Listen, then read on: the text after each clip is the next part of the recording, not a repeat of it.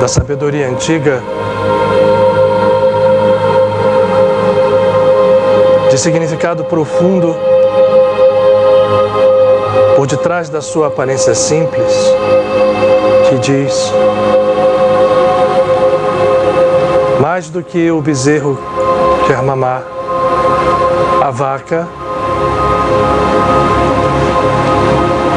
anseia e vive por amamentar.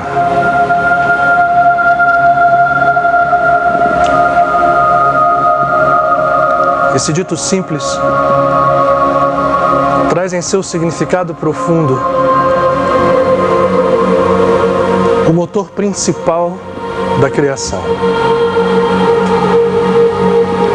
Se a criação ainda está envolta em véus de mistérios que não cabem em nosso recipiente de entendimento, é perfeitamente possível que, transcendendo os limites de nossos sentidos e de nosso intelecto, também encarcerado por seculares, milenares,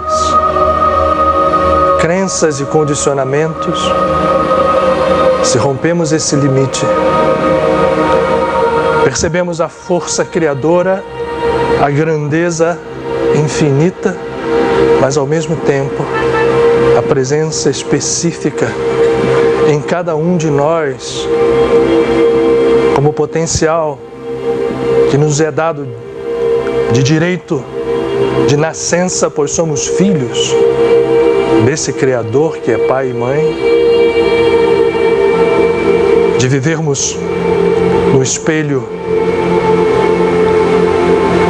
da grandeza infinita que se nos é apresentada pelo cosmos.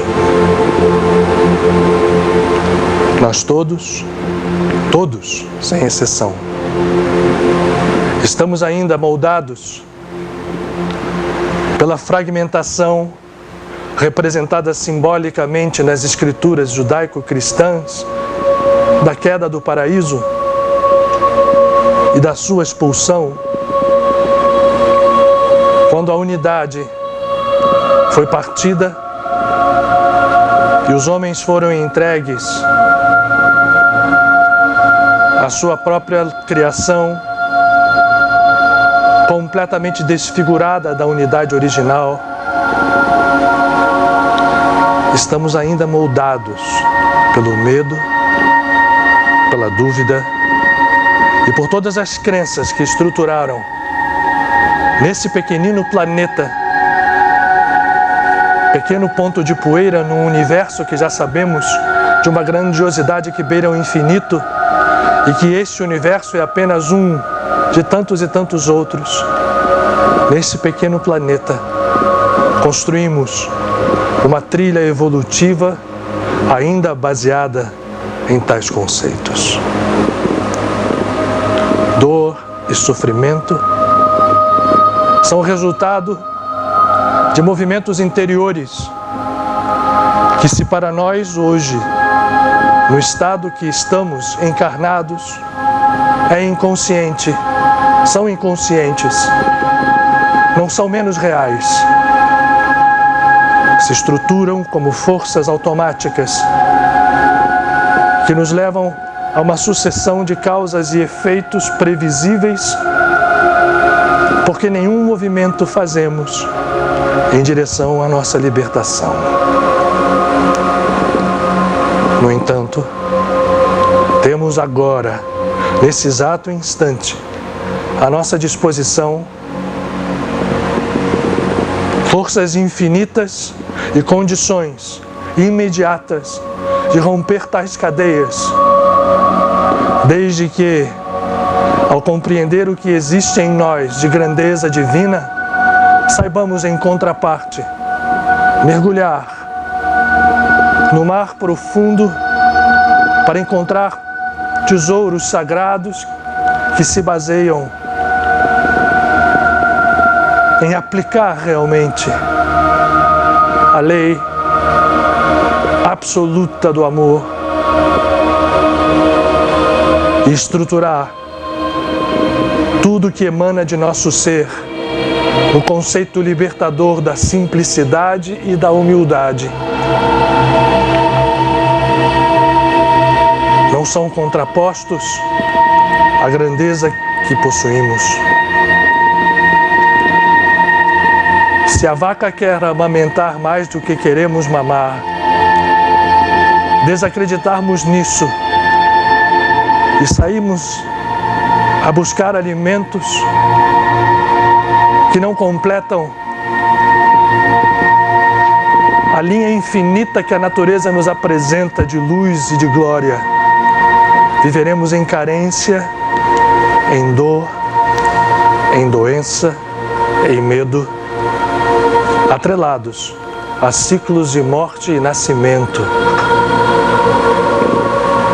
que se reproduzem pelo tempo e pelo espaço. Mas há saída.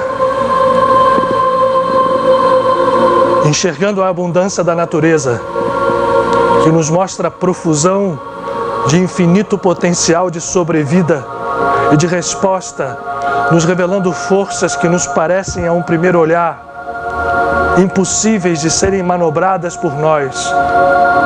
Temos o espelho do potencial que cada criatura, homem e mulher, mesmo aqui, encarnados nesse planeta, no estágio evolutivo que estamos, possui. Somos dotados da natureza do infinito e temos aberto mão de utilizá-la ou utilizá-la em fragmentos que, ainda que possam parecer grandiosos, também têm sido e nos valido como instrumentos de poder e de opressão de nossos companheiros de jornada.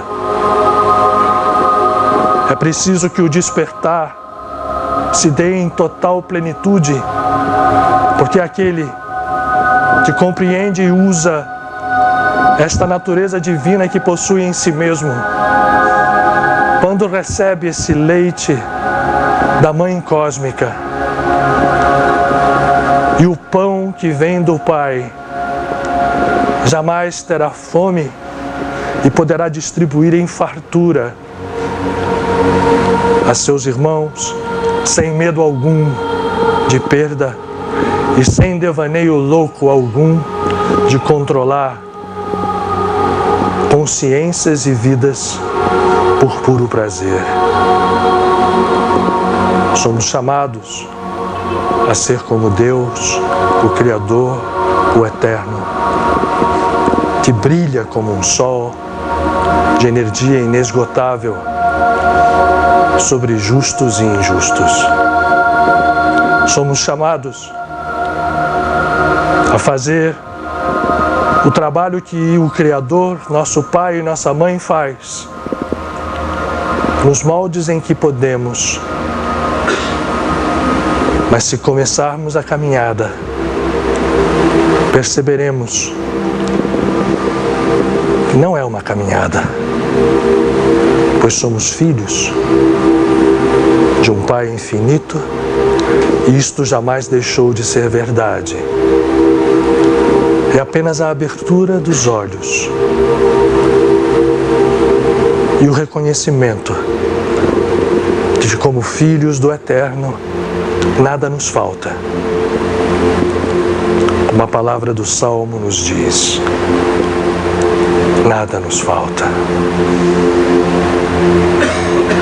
Que isso seja verdade,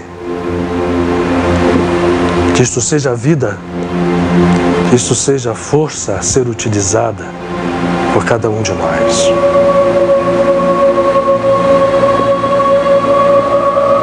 Graças a Deus.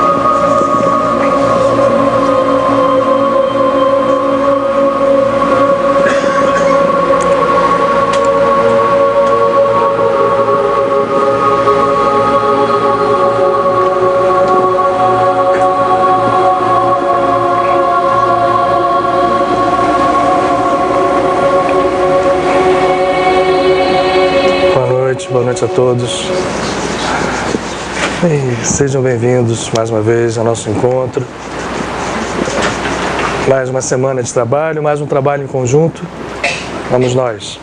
E hoje, vocês devem estar sabendo, nós vamos fazer um encontro de conversas, de manifestação de vocês. Perguntas, comentários. A gente chama isso, numa linguagem mais oriental, de satsanga, né, que é o encontro de sabedoria da comunidade. Sangha é a comunidade, por exemplo, fez com que essa palavra se tornasse bem conhecida ao reunir à sua volta uma sangha de companheiros. A gente utiliza esse estado de reunião que nós estamos aqui para que nós possamos ganhar sabedoria em conjunto. Então, não é um encontro apenas de perguntas e respostas de alguém que está aqui com conhecimento. Pelo contrário, nós vamos compartilhar esse conhecimento, espero, hoje. Temos avisos? Não, temos ótimo. Só ótimo? Você não vai dar aviso nenhum? O aviso é que temos ótimo. Tá. Não quer falar do retiro? É sempre bom, né? Eu já vi que na internet vocês fizeram lá uns... Mas é sempre bom a gente falar, né?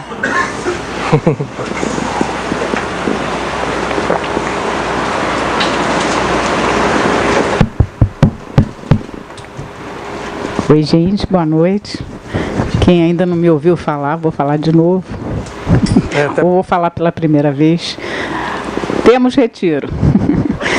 Abemos retiros. E está confirmadíssimo nosso retiro anual, para quem não conhece, sempre no final de novembro, mais ou menos lá para o último final de semana de novembro. Então vai ser nos dias 22, 23 e 24. Estou olhando para você, hein, Alba? Estou te esperando, hein, Alba? A cobrança em público aqui.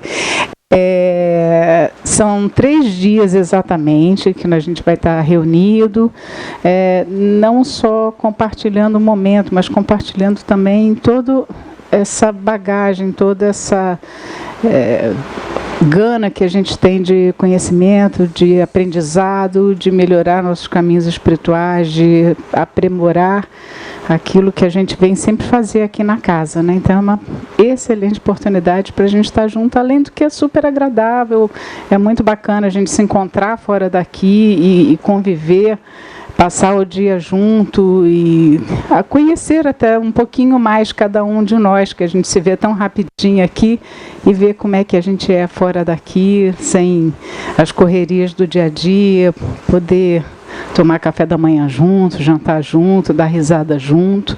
E de quebra, grande trunfo é estar aprendendo um pouquinho mais de cada dia que a gente está lá, tá? Então é uma sexta, sábado e domingo. Quem quiser saber mais, pergunta para a gente lá embaixo. Os valores, tudo é dividido, a gente pode parcelar, tá bom? É só falar com a gente lá na secretaria. Obrigado, Valéria. Já estamos de volta? Então, compartilhando conosco aí o pessoal que está na rede, vocês sabem que hoje é um encontro de perguntas e respostas. Vocês podem mandar pela nossa conversa ali perguntas eventuais. E aí a gente passa aqui e tenta responder. Não sei quem é que quer começar. Vamos lá, gente. Tem que sempre ter alguém animado aí para dizer alguma coisa. Eu tenho uma do Emanuel. O nosso Emanuel, que me fez hoje uma pergunta, ele não está aqui, está pela rede. É simples de responder, então eu acho que eu deixo para a segunda. Vamos ver se alguém fala em primeiro, depois eu falo da dele. Estou olhando para você, porque eu sei que você traz perguntas, né? Sempre. Claro. Agora só vamos ver se a gente consegue fazer as pessoas ouvindo, porque... Não, é só 2 perguntas. A gente pode deixar... Não, sim, são simples, mas o pessoal lá da rede também precisa ouvir. Faz aqui junto. O que Cristo quis dizer com deixai que os mortos enterrem os mortos? Uma segundazinha assim rápida, tranquila. Se Jesus reencarnasse hoje, se envolveria com política ou se pode ou deve se misturar política e religião? É um negócio bom, né? Começou bem, deixa eu começar pelo do Emanuel. Não, brincando, até porque encaixa nisso daí, né? Porque a pergunta dele é tão simples, eu acho que é mais profunda, porque quando você, que diz ele, você está vivendo sempre em contradição, esse é um mundo de contradições, as pessoas pensam diferentes, só que a gente pensa diferente e não consegue enxergar que isto acontece com o tempo inteiro conosco e com os outros. A pergunta dele: quando você sente, a partir de um encontro com uma pessoa, que uma opinião diferente te afetou de alguma forma, como é que a gente reage? Ele mesmo já responde, eu só estou chancelando a resposta dele. Na verdade, a gente tem que se educar para ouvir. Essa é uma das grandes coisas. A educação de ouvir, né? E parece que o Papai do Céu foi sábio porque nos deu 2 ouvidos, 2 olhos e uma só boca, né? Então, o equilíbrio se dá a partir daí. Saber ouvir e enxergar o lado do outro, ainda que seja difícil.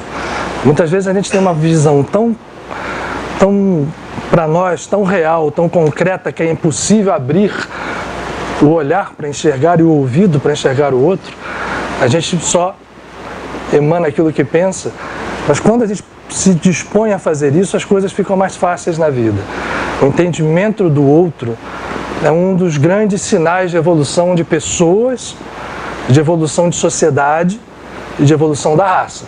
Quando a gente não ouve o outro e a partir daí passa a agir apenas com os nossos impulsos, com os nossos conceitos, com as nossas verdades, se torna um problema sério, é uma doença espiritual. Então, respondendo ali, agora você fala, quer começar pela história do enterrar os mortos? Inclusive o silêncio, às vezes é a melhor resposta. O silêncio muitas vezes é a resposta e, enfim, quando a gente ouve alguma coisa e procura compreender, ainda que a gente não concorde, ouvir não significa concordar, mas ouvir enriquece, sempre vai enriquecer. E se a gente vai aos limites desse conceito, e esse conceito, se a gente vai ao limite dele, fica um pouco distante da nossa visão comum hoje, como sociedade humana, nós ainda não estamos nesse ponto, a gente vai entender que o outro terá sempre não justificativas para suas ações ou pensamentos ou formas, mas o outro terá sempre razões para que isto seja da parte dele uma forma de pensar, de agir. E quando a gente entende isso, fica mais fácil de aplicar as forças que dissolvem esse processo. Mas isso a gente vai conquistando à medida em que a gente vai ascendendo o nosso grau de abertura de consciência e utilizando as forças que realmente curam, né? Quando os grandes mestres falam de perdão, de amor incondicional, não estão nos dando conceitos teóricos baseados em processos apenas vinculados à emoção, enfim, amor é porque é bom, é bonzinho. Estão nos dando, quando a gente entende e realiza isso, acesso a forças reais. Daqui a pouco, eu não tenho dúvida, que a ciência humana vai estar em condição de medir frequências de energia que caracterizam esses estados de consciência, de emoção, de pensamento que a gente vive. Nós já estamos chegando lá, apesar de ainda num viés muito material, né? A ciência oficial ainda é paradoxal, porque ela tem acesso a tantas coisas que abrem os seus horizontes e tenta manter ainda seguro a história de que tudo é matéria, de que, enfim, quando você analisa, por exemplo, o cérebro hoje, né, a fixação de ideias da ciência oficial, de que o cérebro é o autor da consciência, então vamos achar no cérebro a área que faz isso, a área que faz aquilo, que pensa aquilo, os neuroquímicos, enfim, que mediam certas reações neuronais, fica tentando manter tudo ali, mas isto é uma grande verdade que faz parte de um conceito muito amplo. O cérebro é um aparelho divino para a consciência e não o emanador da consciência. Quando esse conceito começar a se tornar mais aceito, já começa a ser aceito por um grande número, graças a Deus, de homens de ciência, mas que ainda são marginais no sentido de estarem na periferia. Mas quando essa história vier, nós vamos entender que frequências de amor, frequências de perdão são poderosíssimas para a solução de situações, sem que a gente precise, muitas vezes ou quase sempre, tomar ações externas, ações físicas, para resolver problemas. Muitas vezes a frequência emitida por um estado desses, seja de uma forma permanente, que é o ideal, ou seja, quando a gente medita e quando a gente ora, essas frequências são curadoras para nós e curadoras para tudo, porque não há ação individualizada, ninguém age só para si mesmo, ninguém age só dentro de si mesmo. Nós estamos agindo o tempo inteiro na criação como um todo, ainda que não percebamos isso, né? Aí o Gil faz a pergunta dos mortos, enterrarem os mortos. Jesus é um sábio, né? É uma pena que a gente tenha feito um sábio, um ser crístico, que veio aqui para trazer um modelo respeitando todo um processo que o tinha precedido dentro da tradição espiritual do seu povo, e, portanto, a separação forçada que se deu por questões religiosas e políticas da sociedade que havia ali presente, eram os romanos que dominavam, e depois essa igreja foi, desculpem, né, falar, mas foi sequestrada pela estrutura política romana, e não morreu, né? Ali a espiritualidade continua, mas todo aquele ambiente que a mística judaica, da qual Jesus faz parte, deixara como grande semente, foi destruído, primeiro para aqueles que fizeram dele um Deus que ele jamais quis ser, nem é, no sentido como é dado, né? O Deus que está separado de tudo, e nós somos apenas criaturas ínfimas, pecadoras, que ficam ali à mercê de graças que são disponíveis para a vontade de um Deus discricionário. Ao contrário, ele sempre se mostrou e quis mostrar a todos que o ser humano é divino, e ele apenas expressava isso com uma perfeição, e dizendo também, disse muitas vezes, não sou eu só quem faço isso, muitos o fizeram e tantos outros o farão, até mais do que eu, e mostrar que isso era possível para todos nós. Esse é o grande ensinamento. A pena que dá é que a gente separou isso ao longo do tempo, e talvez hoje o processo seja de reconstrução de tudo aquilo que ele trouxe, viveu, realizou e deixa como modelo vivo para nós, capaz de ser utilizado a qualquer tempo. Tudo que ele ensinou, viveu e realizou é passível de ser utilizado por nós como força restauradora. Não é apenas uma história bonita, hoje o Evangelho nem está aqui, mas não é uma história bonita para a gente ler, ir a cultos, ir a reuniões, a missas, ouvir aquilo, e aquilo fica num espaço-tempo separado de nós dependentes de forças que a gente acha que não controlamos. Não é verdade. A nossa natureza divina precisa despertar. E aí entra o significado de nos chamar de mortos. Porque se nós vamos olhar, é uma figura dura, e ele muitas vezes utilizou figura dura para nos dizer verdades que infelizmente vicejam para nós. Hoje nós somos, lá naquele momento, essas frases se passam de uma pessoa que chega para ele: quero ser seu discípulo. E ele diz: ok, então vamos. Aí ele fala: só queria enterrar meu pai e eu venho. E aí Jesus para eles: deixai aos mortos enterrar os seus mortos. Está claro quando ele usa as duas palavras que ele fala de duas mortes, de dois significados para a palavra morte. A primeira, o morto no sentido da desencarnação física.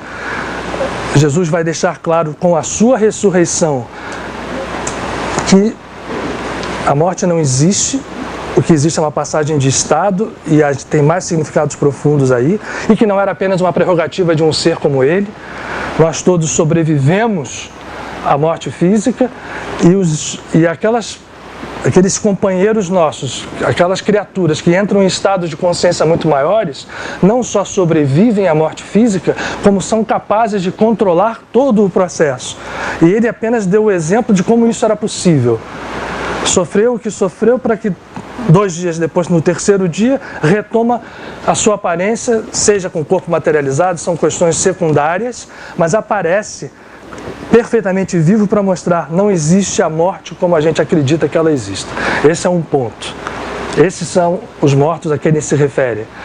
Mas e os outros mortos que estão enterrando os mortos? Essa é a morte que preocupa. É a morte que nós estamos agora. Nós somos mortos de consciência. Nós estamos encravados, fechados,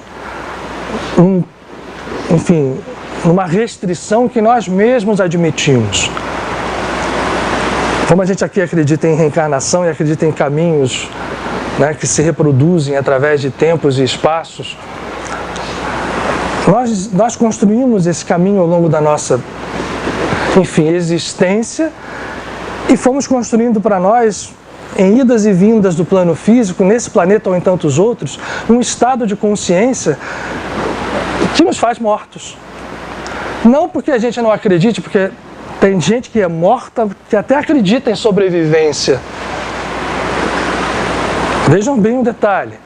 O fato de você acreditar na sobrevivência da alma, ou quando a gente desencarna, a gente não morre, não significa que eu não esteja num estado de morte. O estado de morte é esse estado em que você abdica da vida na abundância, na força que a vida universal tem. Quando a gente abdica disso, a gente se diminui, a gente se apequena, ainda que esse se apequenar nos faz nos restringir ao estado concentrado de consciência que a gente denomina de estado egóico.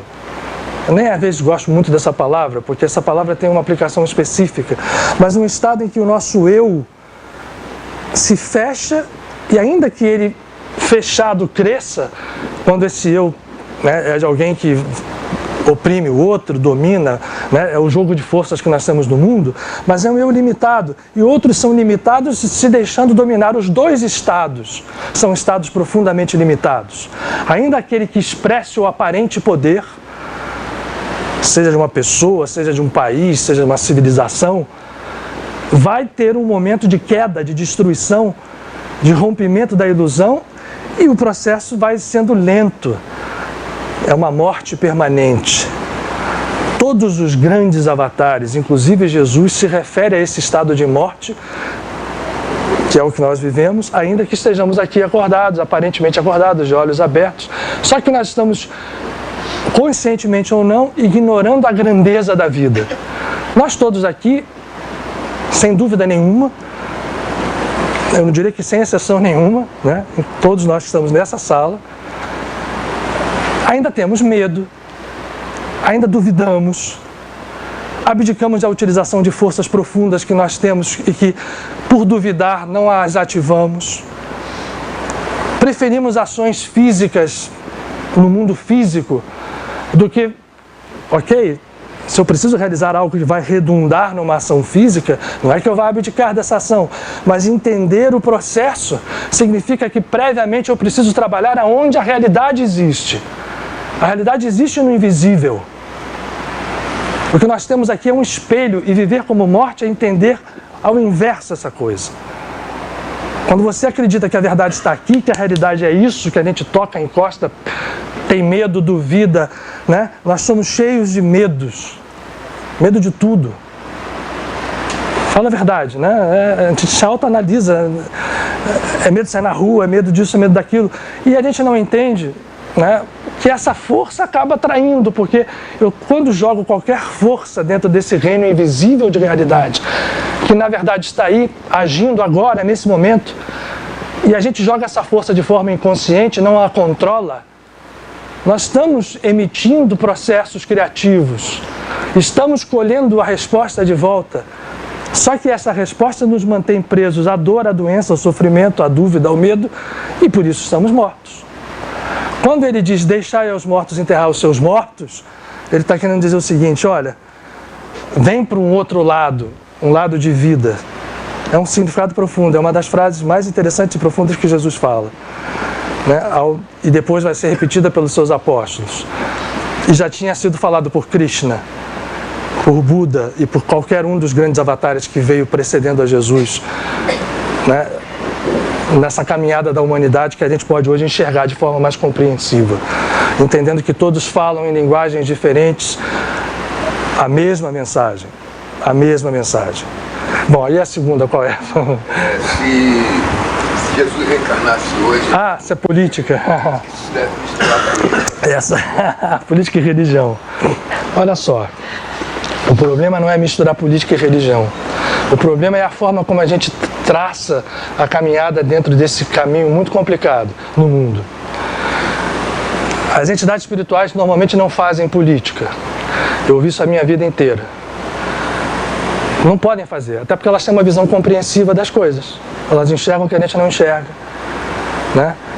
Então, eu acho que é saudável que as pessoas podem ter posições políticas, mas quando tem posições políticas tem que ter procurando compreender o outro de uma forma não reativa, porque a reatividade gera, né, o sectarismo gera, enfim, o radicalismo, E isso não dá em nada, está mostrado pela história, né? Todos os movimentos radicais terminam com muitas dores, né? É verdade que a dor traz progresso? É, mas pode ser de outra forma. Mas a posição pessoal não pode ser derivada de estruturas reacionárias reativas. E eu fico muito triste quando eu vejo pessoas se valerem, já que você me chamou, eu vou dizer o que eu imagino aqui. Entidade espiritual não dá mensagem dizendo que tem que fazer aquilo, tem que fazer outro, que o espírito tal vai chegar, vai reencarnar, vai construir, que vai fazer. Não existe isso. Entidade, eu fico muito triste quando eu vejo médiums de responsabilidade estarem fazendo isso e influenciando pessoas. A entidade espiritual não faz esse tipo de movimento. A gente vai ver o Chico. O Chico manteve durante todo o processo, ele foi provocado de todas as formas. Ele viveu em períodos difíceis, né, da vida nacional e soube manter uma equanimidade invejável. Você jamais viu uma mensagem do Emmanuel apoiando esse ou aquele movimento, dizendo que vai ser assim agora e assado que fez. Isso é uma bobajada. Nós somos responsáveis aqui pelo nosso processo, o crescimento, e tudo que está acontecendo aqui é porque a gente plantou. Mesmo aquelas pessoas que não concordam ou não concordavam antes e agora concordam, plantaram a situação como um todo. Porque o nosso processo criativo, ele é permanente. A gente está emitindo os nossos processos de morte o tempo inteiro. Então, quando a gente colhe situações físicas, né, que acontecem mesmo no nível político, somos todos responsáveis. Então, o fato de fazer a mudança acontecer começa primeiro com a mudança interna da gente, né? E saber que o processo, infelizmente, ainda é assim aqui, que em algum momento isso vai se resolver, vai se curar e vai curar-se à medida em que aquelas pessoas que entendem a coisa mais ampla vão se tornando ativas, sem que isso signifique choque, né, distúrbios. Isso não significa, não tem significação dentro da visão espiritual, mas posicionamento interno, sim, né? E muito menos espírito ficar dizendo, dando mensagem, dizendo que é isso ou aquilo, o candidato é esse ou aquele outro. Mas não existe, não existe, né? Me perdoem as pessoas, eu tenho muito respeito a médiuns que estão fazendo isso, médiuns até de expressão, e me entristece muito, né? Vocês, na verdade, posições pessoais são uma coisa, você atribuir a um espírito, né, que ele falou isso, disse aquilo, aquilo outro, é muito, muito sério. Muito sério. E o nosso espelho é o Chico, né, que passou anos, né, e em nenhum momento ele deixou de fazer aquilo que ele entendia que devia ser feito. Amar, né, como o Padre Pio. Amar, amar, amar e basta. Esse é o movimento que a gente tem que fazer. Claro que a gente não vai ficar... Cada um tem as suas posições, vamos batalhar pelas coisas que a gente acha certo, sim, né? Entender que se valer de religião para usar como fundamento político é uma tristeza absoluta, principalmente religiões sectárias, né? Que religião que dominou? A Igreja Católica dominou aí a sociedade ocidental por quantos séculos? Olha a sociedade que nós temos, né? Então não existe nenhuma corrente capaz de deter verdade. Não existe, né? Quando Jesus Cristo fala que conhecereis a verdade vos libertará, é algo também, uma frase muito profunda, que só tem significado olhada como algo que a gente não pode olhar superficialmente, a partir de dentro da gente, né? Verdade não tem dono nessa estrutura planetária e societária que a gente vive, né? Então, se fosse, já falei, mas para colocar, espírito não se mete em política. A gente pode ter posições políticas, mas espírito não. O Papa Francisco dá um comentário. Oi? O Papa Francisco ele tem um comentário. Quer um comentário? Ele tem uma fala que ele fala o seguinte. Fala alto, você é para... Do Papa Francisco. Aham. Deixa eu chegar pertinho de você para... Ele diz que a política é uma das formas mais grandiosas e misericordiosas de fazer caridade diante de Deus. Os homens, sim. É isso, né? Agora quem compreende isso, né? Na verdade, a gente usa a política para beneficiar, né? E o mais triste é que os acusadores são também, aí vale para as pessoas da história da primeira pedra, né? As pessoas acusam com uma disfarçatez absurda daquilo que elas também fazem ou fizeram em algum momento, em algum tempo, em algum grau. Enquanto isso acontecer, nós vamos estar nessa ida e volta. Mas a política, sim, claro que é. A política trabalhada num sentido de serviço, de entendimento, de fazer com que, né, a estrutura se harmonize, é um ideal. Surgiu assim na Grécia. Mas lá na Grécia mesmo já deu problema. Se vocês forem estudar um pouco de história, vão ver que ali mesmo, já de cara, o processo... Porque dentro da criatura humana, no coração do homem, está ali postado a vontade de dominar, a vontade de crescer, a vontade de ter uma posição de controlar o outro, né? Segundo a sua vontade, segundo a sua forma de ver. Ninguém vê por completo nada, né? Então, volta a pergunta do Emmanuel. Ouvir é sempre bom. Quando você não ouve... Esse Éden que a gente sente saudade até hoje, né? Seria um mundo talvez onde existisse uma espiritocracia, mas no mundo de uma animalidade ainda tão forte no ser humano, a gente ainda fica meio perdido nesse turbilhão de emoções. Né? Sim, sim, sim. Na verdade, é o reflexo nosso. Não tem jeito. Não dá pra gente fazer diferente. É um reflexo da natureza humana. Hoje a gente percebe que tudo se expressa em escala. Qualquer organismo, qualquer processo, ele é escalar. E, portanto, a sociedade, ela é um indivíduo complexo, composto de milhões de criaturas, de estruturas que vão formando, mas que refletem posições humanas. Posições que partem de pessoas, de grupo de pessoas, que outras aceitam, e aí, né, absorvem, aplicam, passam a viver. Esse é um processo que em algum momento leva à evolução. A grande questão é, por que a gente tem que evoluir desse jeito? Não é absolutamente necessário? Não. Sofrência. Não é. Aliás, eu vi uma postagem outro dia muito interessante no Instagram, não me lembro quem foi, senão daria o crédito aqui, que diz assim uma frase, talvez vocês tenham visto: nem só de karma vive o homem. Karma aí. Não, porque... Tudo é karma. Tudo é karma, e aí as pessoas começam... É porque olha só como é interessante, vejam só como a gente vive a história da fragmentação. Você falou do Éden, né? O Gan Eden, que é o paraíso, a gente olhando os significados que vão se sucedendo, lá no início, né? Porque a gente pode descer o paraíso para vários outros níveis de interpretação. O único que, até aqui na Terra, não é que tenha havido um paraíso, lá o Adão e Eva vivendo, mas nós tivemos civilizações pré-históricas, Atlântida, Lemúria, que hoje a gente reconhece como existentes, que são tentativas, que foram em algum momento bem sucedidas. Com quedas sucessivas, se descobriu agora na Antártica, né? E é verdade, estruturas piramidais enterradas no continente que hoje é gelado, que podem nos mostrar civilizações ainda mais antigas, né? Então a nossa história planetária, né?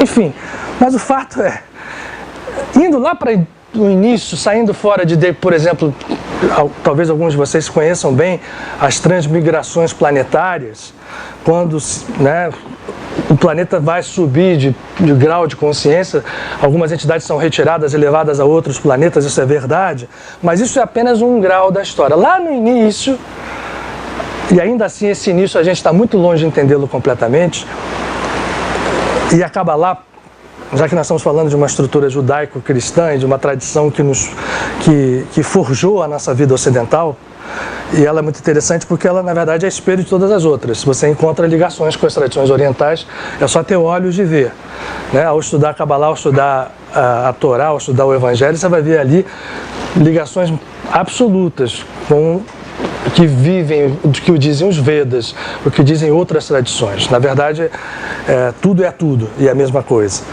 Mas a gente que vive ali tem um conceito que talvez vocês não saibam, do primeiro Adão.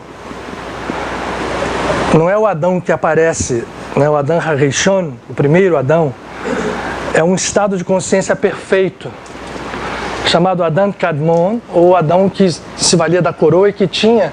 Esse Adão era um espelho muito próximo da divindade, espelhava e podia ser um criador, era quase como se fosse um semideus criador. A queda primordial de consciência se dá neste primeiro Adão. As causas, nós não somos capazes de entender porquê, bem e mal, só se está claro ali, né, está muito claro no livro do Gênesis, que o que fez a queda acontecer foi comer um fruto de uma árvore de conhecer o bem e o mal. Isso é um paradoxo que a gente tem que entender com muita amplitude de visão. Porque se alguma coisa faz surgir bem e mal, isso é ruim, o que é o bom? O bom era um momento em que nada disso estava separado. E como a gente aqui tem uma amplitude de olhar por várias formas, eu aponto sempre quando eu falo isso, esse exemplo aqui que está na visão chinesa do taoísmo, que é o Teiji, que você tem um polo negativo, polo positivo no Yang, isso aqui está no alto, e o polo negativo no Yin, que na verdade não são nem positivo nem negativo, são se a gente interpretar assim. E quando você rompe esse equilíbrio, você passa realmente a ver uma coisa e outra como eventualmente conflitantes. E é assim que o mundo se apresenta para nós. As coisas aparentemente ruins têm o seu, negativas têm o seu papel.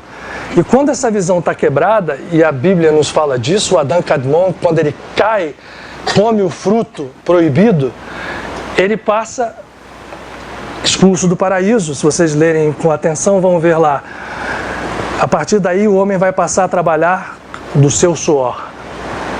E vai colher frutos e vai... Ou seja, e a mulher vai dar à luz com dor e toda aquela história que está escrita ali. A simbologia disso é os estados de consciência prévios a esta queda, não sei quando ela se deu, a gente não tem noção ainda disso, são coisas a serem desvendadas com a nossa evolução de consciência, mas nos trazem essa restrição, e essa restrição se expressa na lei do karma. A lei do karma é o modelo matemático que trata a escolha consciencial do Adão Kadmon, do homem primordial, que era macho e fêmea. Não sei se vocês já leram a Bíblia com atenção, se vocês lerem o livro do Gênesis, nós vamos ter no primeiro capítulo, no 6º dia da criação, a seguinte frase: e no 6º dia, na manhã da noite, na manhã do 3º dia, Deus criou o homem, macho, fêmea ou mulher, macho e fêmea os fez. Antes de aparecerem Adão e Eva, o Adão que vai aparecer depois, no 2º capítulo do Gênesis, é um espelho já desta posição. E a queda que vai aparecer ocorre aqui. Nenhum dos dois é um Adão e Eva, um homem físico. Todos dois são consciências, uma em muito alto grau, completamente unificada, macho e fêmea, juntos, está lá na Bíblia, leiam, no 1º capítulo, a harmonia completa do tal.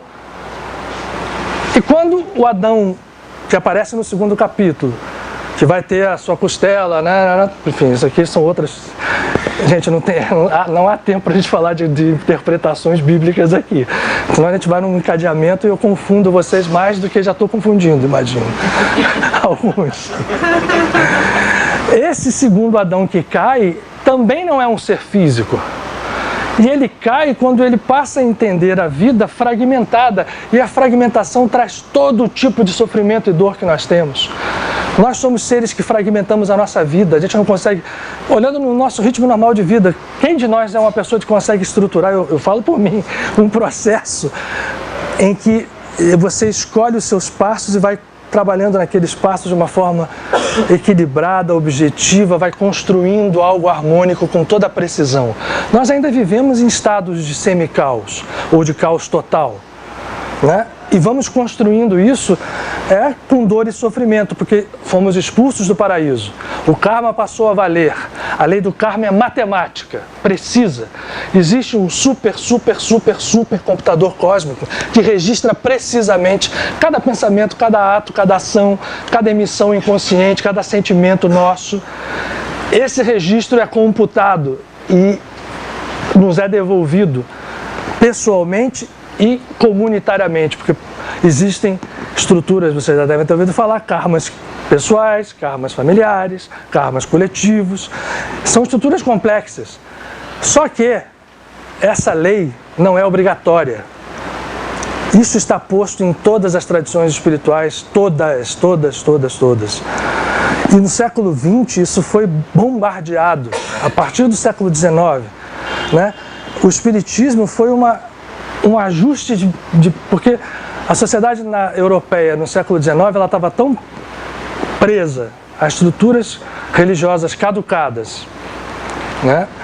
E é uma ciência que estava nascendo com um viés materialista absoluto, arrastando tudo, e nós não tínhamos saída espiritual, que o espiritismo vem como uma luz que diga assim, olha assim, não é isso, e os espíritos vêm e fazem eles o movimento, eles acordam as pessoas, eles trazem médiums, que quem viu o filme do Kardec eu até recomendo, crianças que são despertadas para mostrar que como é que uma criança de 9, 10, 11 anos pode dar uma mensagem com aquela... Enfim, mostram a realidade e dizem, olha, tem uma coisa, vocês reencarnam, tem uma lei aí que é o karma da ação e reação, então é como se reajustasse o processo, porque a sociedade ocidental estava tão doente, mas a partir daí nós vamos ter em volta do Kardec a revivescência da tradição oriental, com o Vedanta, Ramakrishna, que dá ao seu discípulo Vivekananda a primeira missão de trazer a espiritualidade oriental para a América, e depois vem Yogananda fazer isso. Todos eles revivem a seguinte lei, superior à lei do karma. A criatura humana é um espelho da divindade e, portanto, nada macula a essência divina que ela tem dentro. Nenhum pecado, que nós chamamos pecado, né, os nossos atos desarmônicos, e eu faço um parênteses aqui para reviver a etimologia da palavra pecado, para a gente entender o que é pecado, o tal pecado original da concepção judaico-cristã. A palavra pecado, todo mundo já ouviu isso aqui, como o Otton falou da história do Chico, nem todos sabiam, eu imagino que alguns também não tenham ouvido. A palavra pecado vem do latim pecus, pecus é a mesma origem da palavra peça ou pedaço,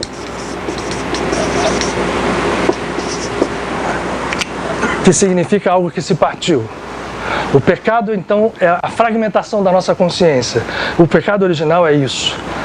Quando o Adão, não Adão Harishon, mas o Adão que está lá no Gan Eden, come o fruto e quebra o bem e o mal e passa a conhecer uma coisa e outra como conflitantes, e aí eu tenho um lado, e o meu lado sempre é o bem, né? Para nós ele vai ser sempre o bem, mas as pessoas de bem são aquelas que têm a minha verdade.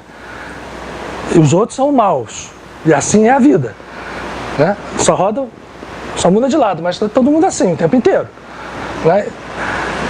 Essa história toda do pecado não tinge a pureza original que nós temos dentro de nós, a natureza divina. Se isto é verdade, se esta separação é só uma ilusão, é o estado de morte que Jesus fala, eu preciso sair disso. E como é que eu saio dessa história? Fazendo tudo aquilo que me permita retornar à reintegração.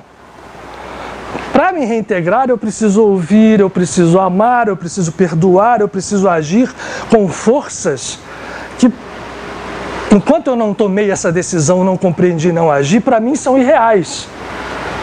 A nossa sociedade não acredita no amor. Ela acredita na punição, na dureza. Está expresso em todas as estruturas da nossa sociedade. O que deu isso? Olha só a sociedade ocidental, olha a sociedade que nós temos hoje. Qual é o resultado desse tipo de visão? De punir, de castigar, de combater.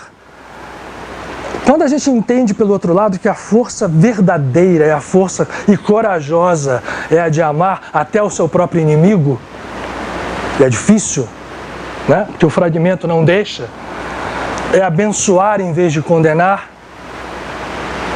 é emitir padrões de luz em vez de emitir padrões, eu não gosto nem da palavra de trevas, porque parece a história do bem e do mal, mas padrões circunscritores, que fecham as forças em torno de nós mesmos. Isso é o mal.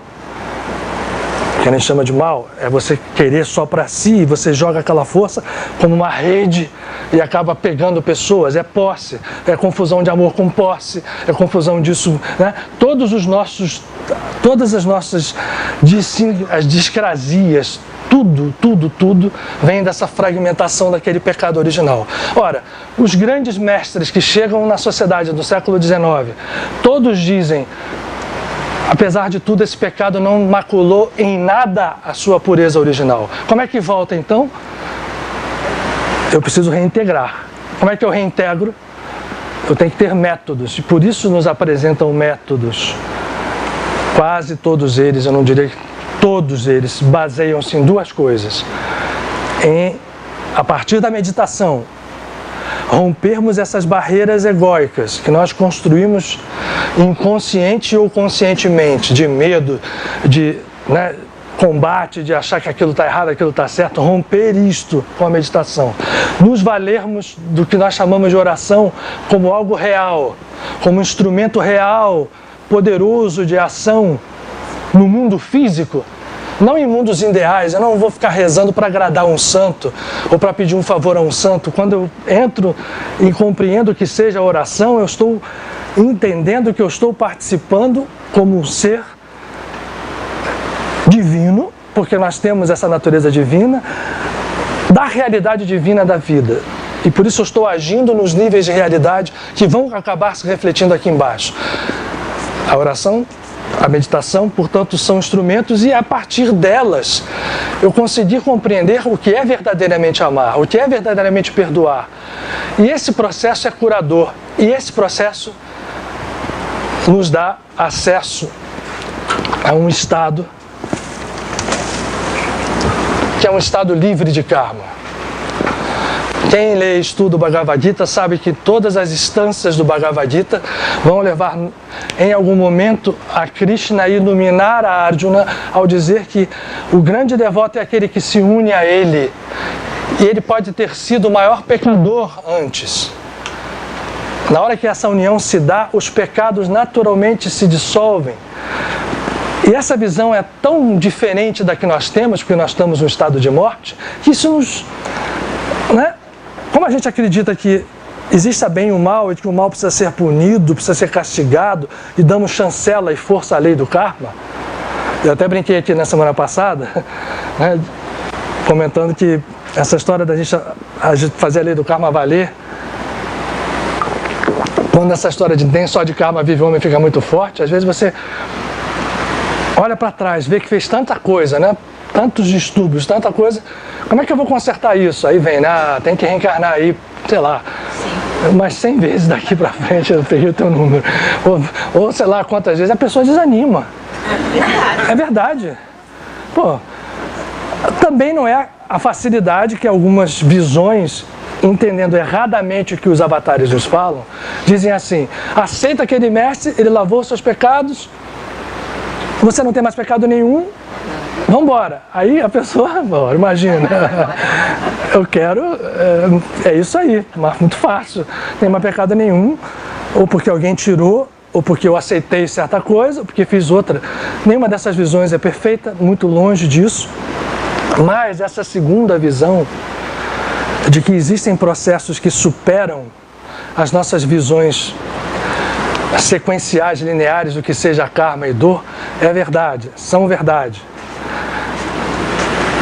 Tanto Jesus quanto Paramahansa Yogananda dizem o seguinte: você está enclausurado numa cadeia kármica, o teu ser dentro daqui é puro. E a gente fica aqui preso nessa história toda, enovelando a nossa vida toda. Enfim, a quebra disto e o rompimento disso, que faz desaparecer os pecados, se conquista por estados de consciência. E não foi à toa que Jesus fez uma das suas principais passagens, que é o Sermão da Montanha, a usar uma palavra para definir um estado chamado de bem-aventurado. E ele, bem claro, vai seguindo uma sucessão, uma tábua de iniciação, que é dizendo que, primeiro, o tão mal entendido, bem-aventurados os pobres de espírito, né? Que quem entende o que isso que se dá? Uma das interpretações que eu gosto muito é que essa pobreza de espírito ou no espírito é aquela que entende que aquele que se enxerga num estado de pobreza é o primeiro passo, né? Hoje, por mais poderoso que a gente seja egoicamente, por mais, né, qualquer coisa que a gente se ache, né, eu tenha conquistas e tal, como nós estamos mortos, a gente não enxerga. Ou eu posso me achar nada, mas se enxergar pobre, no sentido de que nesse estado egóico eu realmente sou pobre, eu não tenho riqueza nenhuma, é o primeiro passo, tanto que é o primeiro passo da bem-aventurança. Na hora que a gente entende que eu preciso sair desse estado de pobreza, porque depois Jesus vai seguindo. Os misericordiosos, os que fazem a paz, né? Aqueles que anseiam pela justiça, os que choram. E esse estado vai nos levando, e ele vai nos levando e vai nos conduzindo a entender que o grande processo de libertação não é kármico. É além do karma, é superior ao karma. E aí onde fica a confusão, que algumas visões, algumas leituras religiosas chamam de lei da graça, e de repente Deus é um concessionário de graças, à la vontade, né? Ah, eu quero agora você, eu quero agora você, que não é verdade. O estado da graça é um estado que a gente tem que batalhar para atingir. Mas essa batalha se dá lá dentro da gente. E não se dá medida por tempo nem espaço. E, portanto, ao não ser medida por tempo e espaço, não se dá pela medida kármica. E aí é que a confusão daqueles que acreditam em karma se torna grande. Vou dar um exemplo para vocês que eu canso de repetir aqui. Aliás, 2. Jesus é muito... 3. Jesus é duro.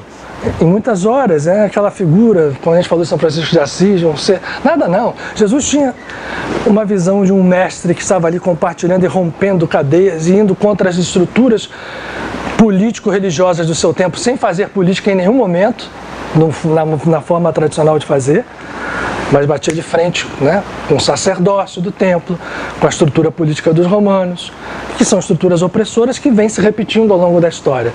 Ora aqui, ora ali.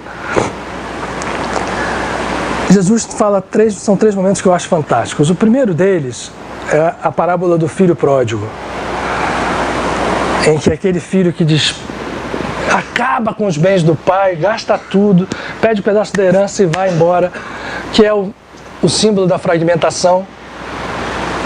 E depois, quando ele entendeu que ele estava morto, o texto evangélico, ele simbolicamente coloca essa pessoa com os olhos no chão, com a cara dentro da comida dos porcos. Foi ali naquele momento que ele viu, eu estou comendo a comida dos porcos. Nada contra os porcos, mas simbolicamente, e eu posso estar na casa do meu pai como um servo, como uma pessoa que, né, eu posso chegar lá e vou comer muito melhor do que aqui, sendo apenas um pequenino, e ele resolve levantar, ele que estava numa posição deitada, simbolicamente também, colado na terra, significa colado ao karma, recebendo tudo aquilo que ele colhera, plantara, pela lei do karma, que ele estava naquele momento fazendo valer para ele. Só que ele, quando lembra a natureza divina de filho, ele fica de pé.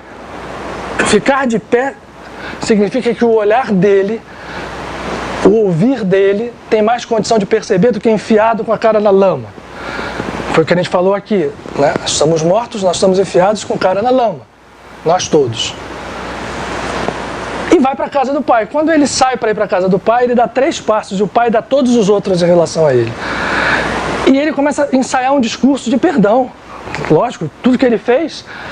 E o pai põe um dedo na boca desse filho, não fala nada, dá um banho nele, bota a roupa, põe um anel, festa. Aí tem a história do irmão, né, que teoricamente estava ali fazendo tudo que o pai queria, mas ele não estava desperto ainda também. Isso vale para muita gente que está em caminho espiritual. né, que se acha, né, eu sou iniciado no grau XYZ, da não sei aonde. Gente, caminho espiritual não se faz assim.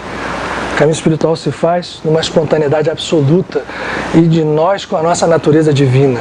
Ninguém mede nada. E a gente pode medir muito errado se fizer isso. E esse irmão reclama e o pai fala assim: vem cá, meu filho, tudo que é teu é meu, não é verdade? É. Se eu sou infinito, tudo que é teu é meu, o que tirou de você? Se eu tiro 1 bilhão do infinito, continua infinito, né?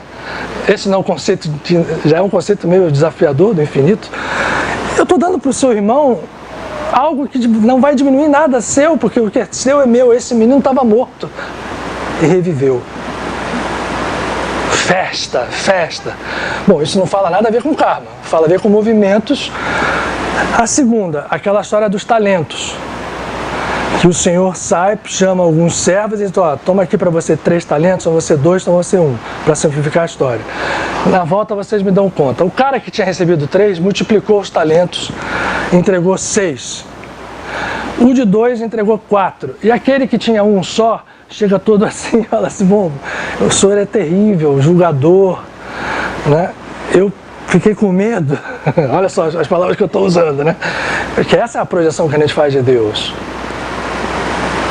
A Kabbalah deixa isso muito claro. A natureza divina é aquela que nós admitimos que ela é. Se eu quero escolher isso que aquele cara de um talento escolheu, olha, o senhor é duro, o senhor é julgador, você sabe o que eu fiz? Eu enterrei o seu talento aqui na terra e agora estou lhe devolvendo ele do jeito que o senhor deixou comigo. Aí fala: coitado de você. Você errou. Olha só, pega esse talento aqui, dá para o cara que tem 3 e você vai cumprir o seu destino kármico aonde você mesmo plantou, no fundo da terra. Então nós estamos moldados numa visão muito torcida do que seja a espiritualidade verdadeira. A outra... Mas ele achou que era certo fazer aquilo na terra? Achou. Ele achou que era certo. Sim, ele achou. E aí quando ele chegou e entregou, o que ele colheu achar que era certo? Não era aquilo. Mas sabe o que é enterrar na terra? Ou achar que era certo enterrar na terra? Não. É você viver só com as coisas materiais. Não é só viver com riquezas materiais, é viver com conceitos materiais. É o sujeito que fica doente e acha que só no médico, eu sou médico, hein, gente, que vai tratar a doença dele, que vai dar o remedinho para curar. É projetar fora de você o que não é.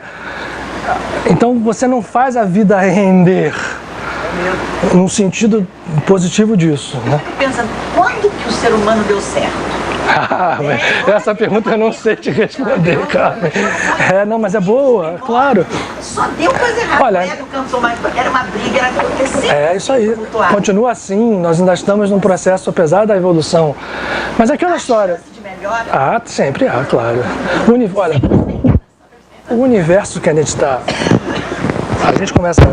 A gente começa a perceber o tamanho desse nosso universo. O nosso planeta hoje é um dos, reconhecidamente já, talvez, 30 bilhões de planetas que existam no universo.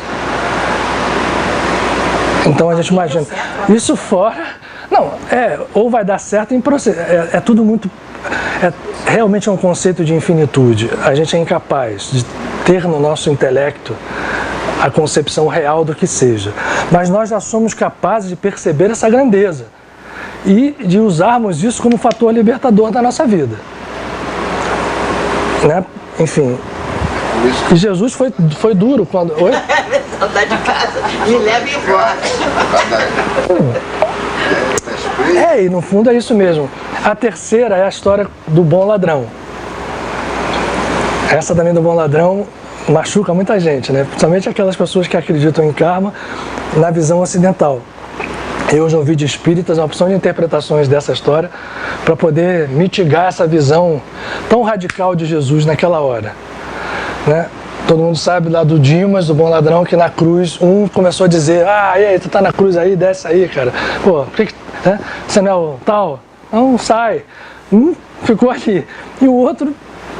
Pô, senhor, eu sei, estou sentindo alguma coisa, se o senhor me para isso, o senhor me leva, por favor, com o senhor. E Jesus vira para ele e diz a seguinte frase, essa frase que incomoda: hoje mesmo estarás comigo no paraíso. Lembrem que paraíso, na concepção hebraica, Jesus é judeu, né? O Olam Rabá, o mundo futuro, o paraíso ou Gan Eden, é um estado que só se atinge no momento em que você se torna ou retorna a um ser eleito. Jesus não era uma pessoa de usar, nunca foi de usar frases em vão.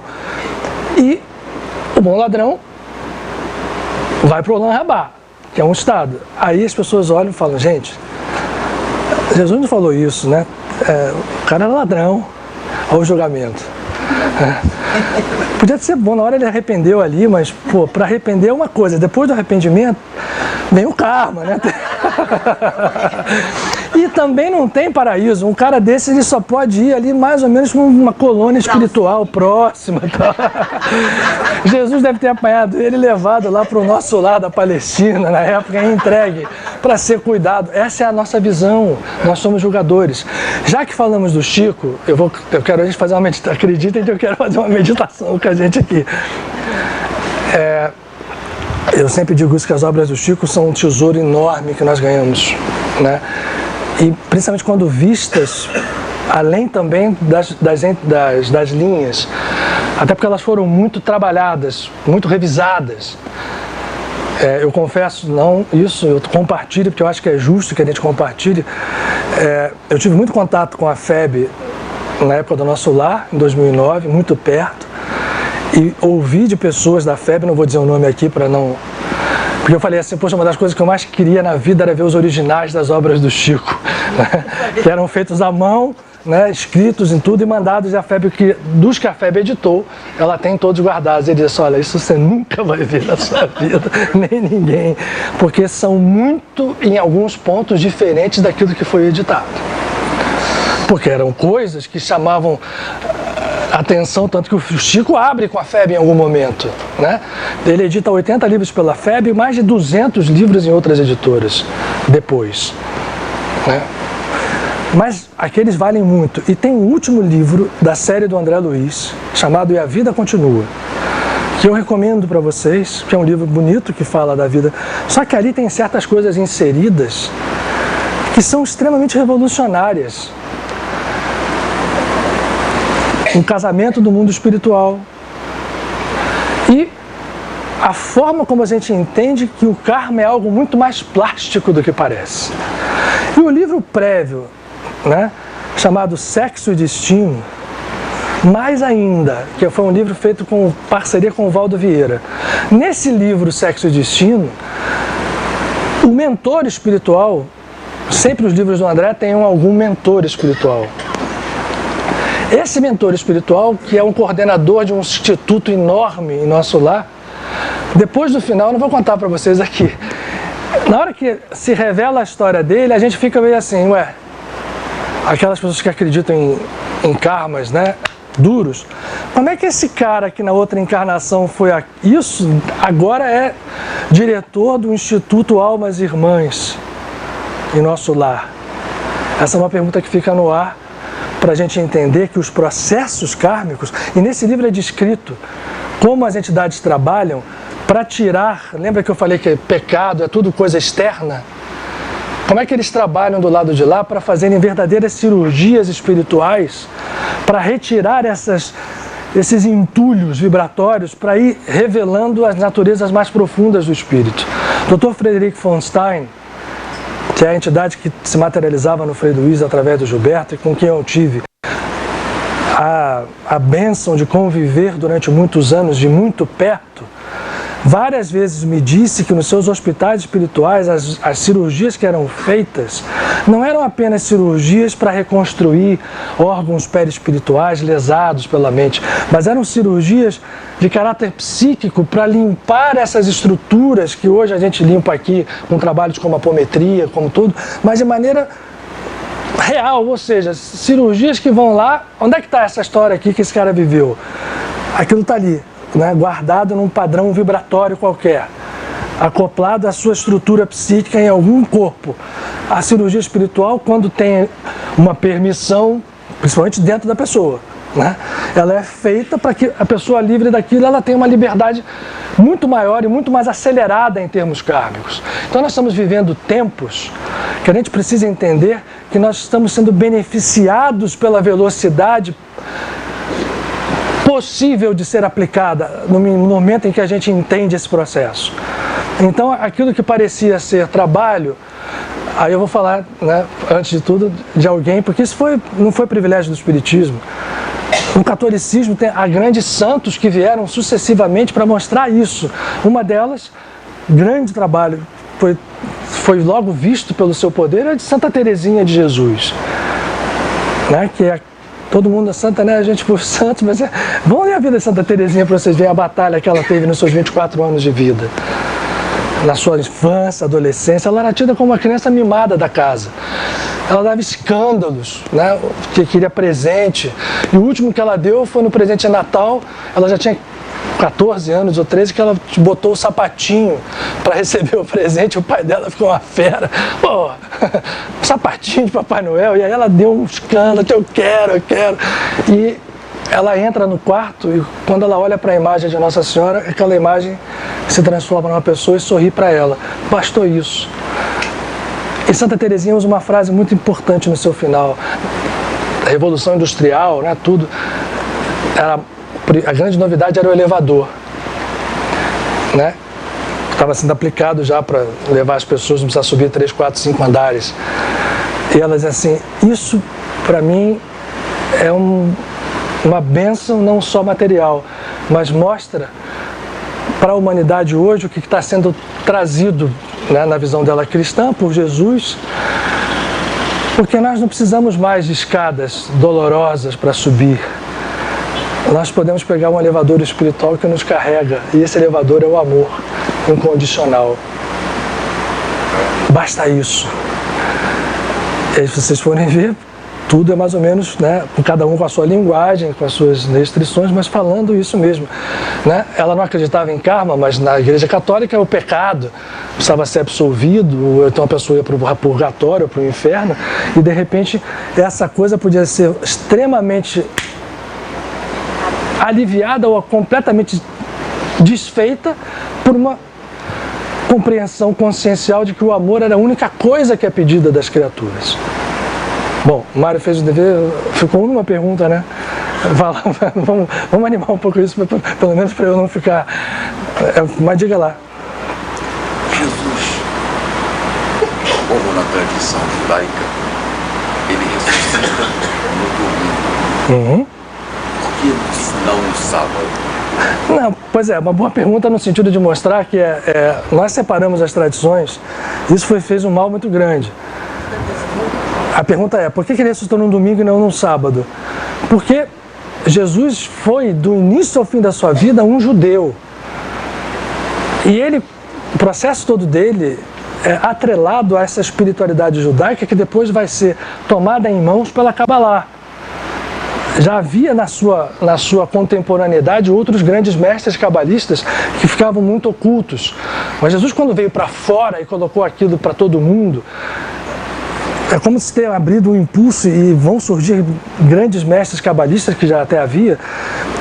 E ele segue tudo. Quando ele faz, né, o chamado ceia pascal, no mês de Nissan, no Seder, no encontro, né, de Pessah, a ceia pascal é uma ceia judaica, então ele faz aquele processo todo porque ele queria dar simbologia a uma libertação da alma, que na verdade é o que é a libertação do Egito, que é celebrada na Páscoa.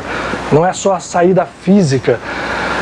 E aí Jesus, quando faz isso na véspera do Pêssar, esse Pêssar estava caindo numa véspera e num dia de Shabat. Ele vai ser posto na cruz numa sexta-feira. E o Shabat começa na sexta-feira à noite, no pôr do sol. Ele morre às 3 horas, e se ele não fosse enterrado antes ou morresse durante o Shabat, ele só poderia ser enterrado no domingo.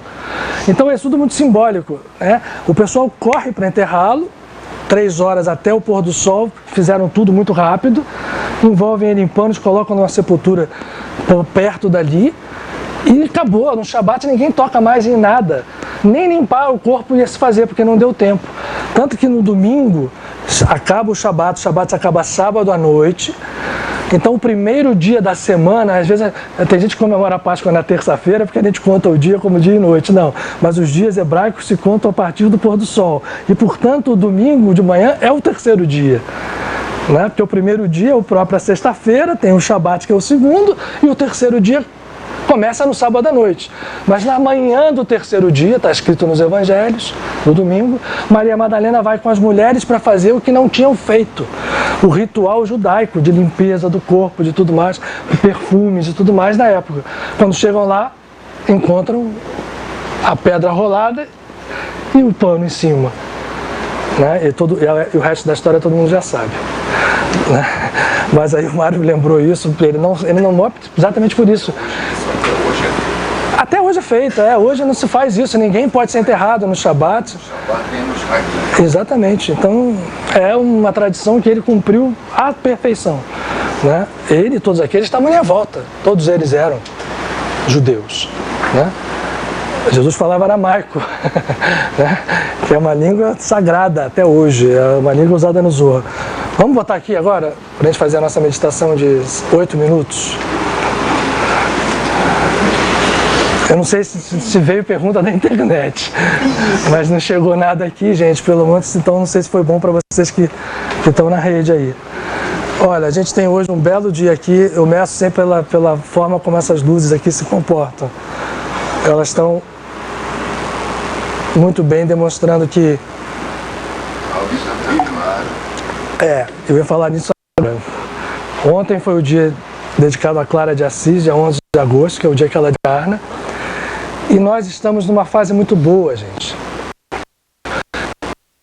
Terminou, noite de sábado, as 3 semanas chamadas intensas, que eu conferi aqui na semana passada. E nós entramos em 7 semanas agora, que são chamadas do profeta Isaías, 7 semanas da consolação. Elas vão terminar na cabeça do ano, no dia em que o ser humano é criado, não é o ano novo, no Rosh Hashanah. A palavra é literalmente a cabeça do ano, que é onde o Adam Kadmon foi criado. Então, essas 7 semanas são muito poderosas para a gente tentar voltar à nossa natureza divina, à nossa natureza virginal, que é capaz de conceber um Messias. Só uma virgem pode conceber um Messias, porque só a nossa natureza virginal é capaz de dar nascimento a esta consciência messiânica. E a hora que esse Messias nasce, ele só pode nascer de uma virgem. E essas 7 semanas, na tradição que todos viveram, inclusive Maria de Nazaré e Jesus, todos que eram judeus, né? E esse judaísmo a gente procura fazer ser entendido como algo espiritual, como deveria ser o chamado cristianismo. Essas 7 semanas são semanas do mês de Virgem, não à toa, para que a gente recupere esta consolação e chegarmos à natureza virginal. Agora, no próximo sábado, novamente na véspera de um Shabat, entramos no Tu B'Av, que é o dia mais positivo, e que, mais uma vez na tradição cristã, que eles estão caprichando nesse ano, é o dia de Nossa Senhora da Glória, que é um aspecto da Mãe Divina representada por Maria, em que entra em função o estado de glória.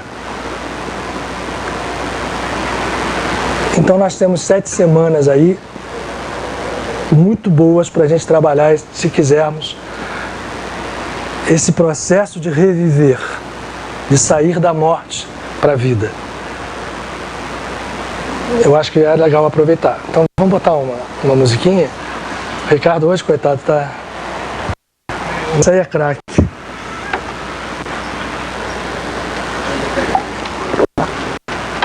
Por isso eu digo na semana passada, não foi à toa que São Francisco de Assis teve o pedido de perdão aceito num dia dentro dessas 3 semanas, no final delas, na verdade, no 9 de Av de 1216, foi quando ele recebe do Cristo a autorização para que ele pudesse ser um canal de perdão, de limpeza kármica, de tirar esses processos todos que a gente acumula em cima da nossa natureza divina e que acredita que somos nós.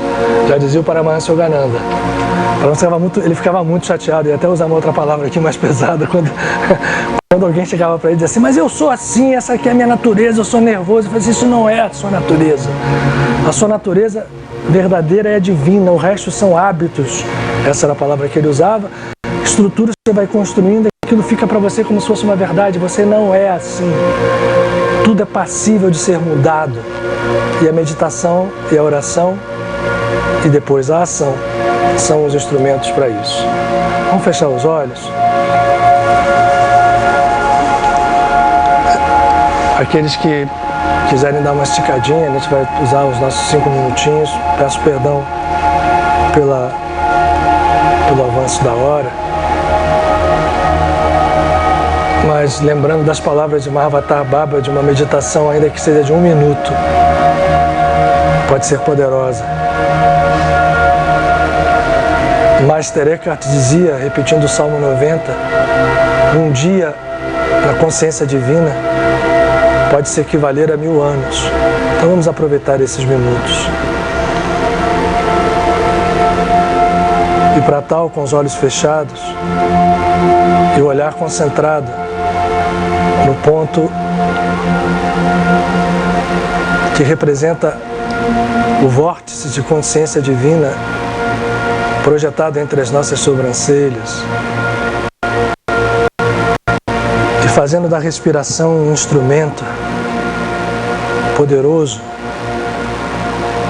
porque não é apenas o ar, mas toda a energia prânica, a energia cósmica que nós podemos movimentar quando a nossa consciência está atenta para isso. Então, com os olhos fechados e a respiração ritmada, vamos sentir a cada inspiração e a cada expiração que somos capazes de beber como um bezerro na mar dessa luz, dessa água viva, de uma mãe infinita. E ao expirarmos, podemos fazê-lo pela boca, eliminamos com o dióxido de carbono, com o gás carbônico, não só as impurezas físicas do metabolismo físico, mas as estruturas vibratórias que acumulamos, consciente ou inconscientemente. Vamos fazer por algum tempo, contemplando entre as nossas sobrancelhas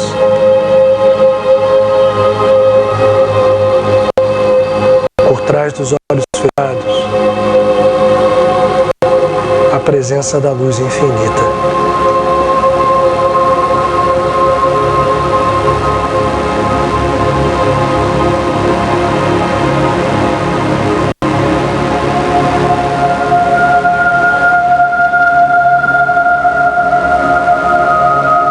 Essa luz jamais cessa de brilhar à nossa volta e conectá-la com a chama que jamais se apaga, que vive dentro de cada um de nós. A natureza divina é obra que nós todos podemos fazer.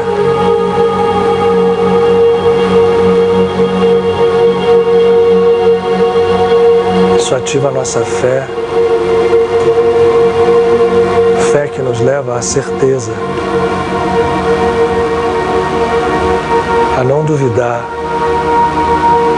que somos filhos.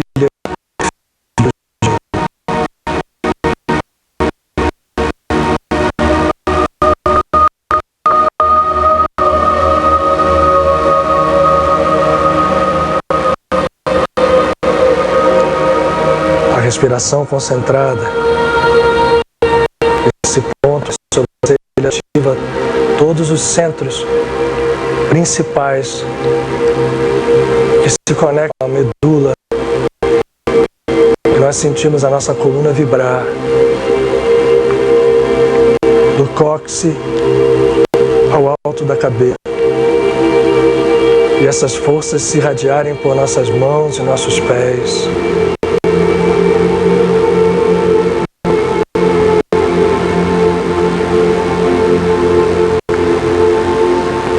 E sentimos também ao nosso lado os amigos que jamais nos abandonam. Eles estão encarregados nesse momento, ao lado de cada um de nós, de promover o reequilíbrio das nossas forças, mesmo a cura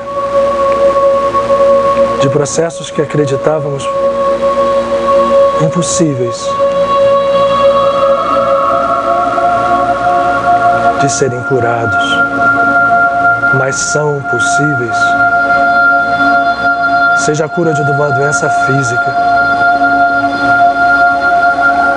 seja a cura de um estado de carência ou desarmonia. E aí, a grande revelação, não somente na nossa vida pessoal, individual, mas nos momentos em que estamos conectados, percebemos que somos como deuses, filhos de um Deus uno, também unidos a Ele. Portanto, podemos agir naqueles que amamos e também naqueles que sofrem ou estão desarmonizados em qualquer ponto do planeta, no planeta inteiro. A força da unidade tem potência infinita. Quando nos unicamos,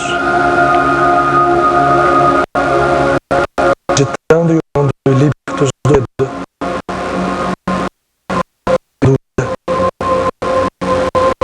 sentimos que esse poder é real e ele age. E o mais belo dessa ação é quando nós a compartilhamos com nossos irmãos.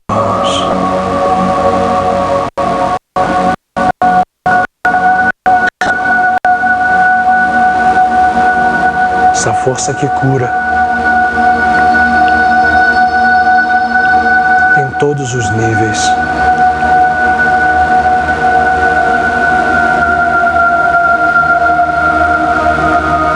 E sentimos também vibrar na altura do coração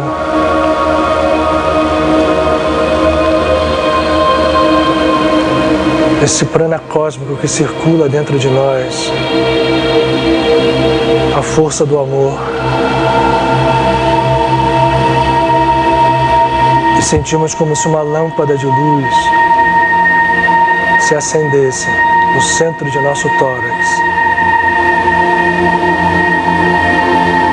E essas lâmpadas de cada um de nós,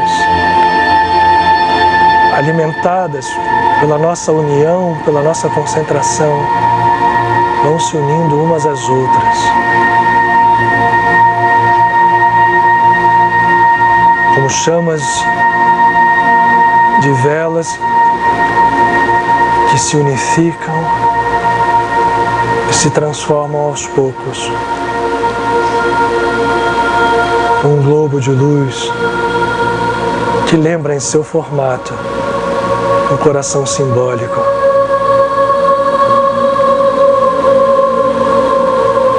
E a cada inspiração e expiração, fortalecemos essa imagem, vendo raios partirem de nosso peito, se unificando nesse coração de luz.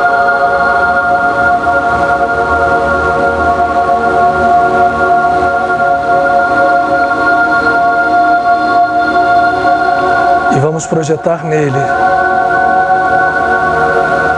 todos os nossos anseios de cura para os que amamos, mesmo para aqueles que não conhecemos fisicamente, mas que estão em unidade conosco, e para nós mesmos.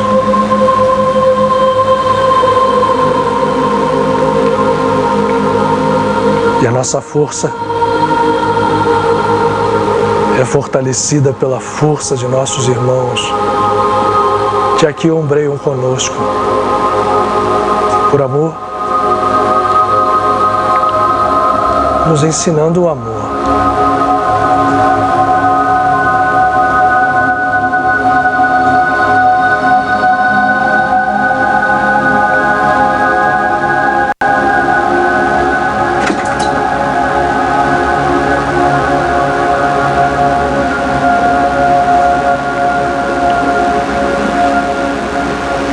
E esse coração, aos poucos, vai se elevando,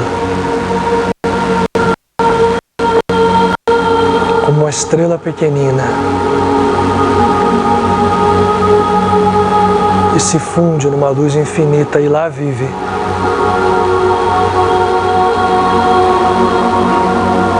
Mas essa luz não nos deixa. Nós somos ela.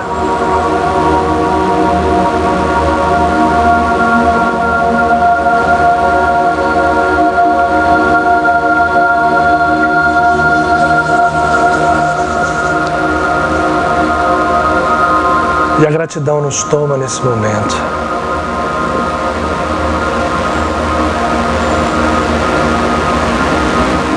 Esse estado de gratidão é a porta, essa é a porta estreita.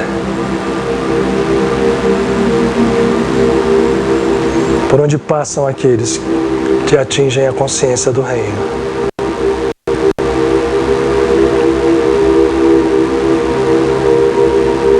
E da misericórdia infinita.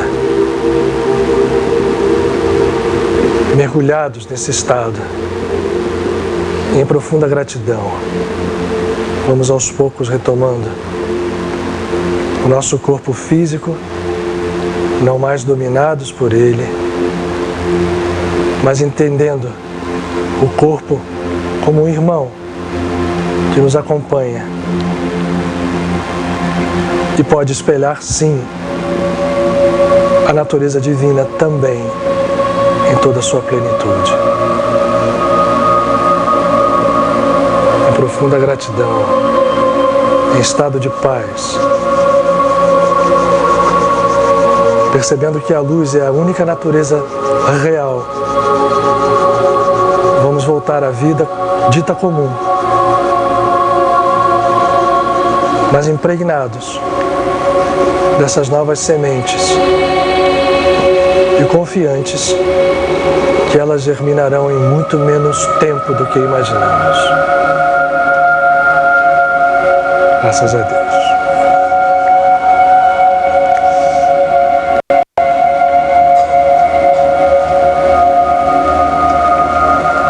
Obrigado a todos aqueles que estiveram conosco também pela rede. Nós estamos juntos. Até uma próxima. Uma ótima semana para todos, meus irmãos.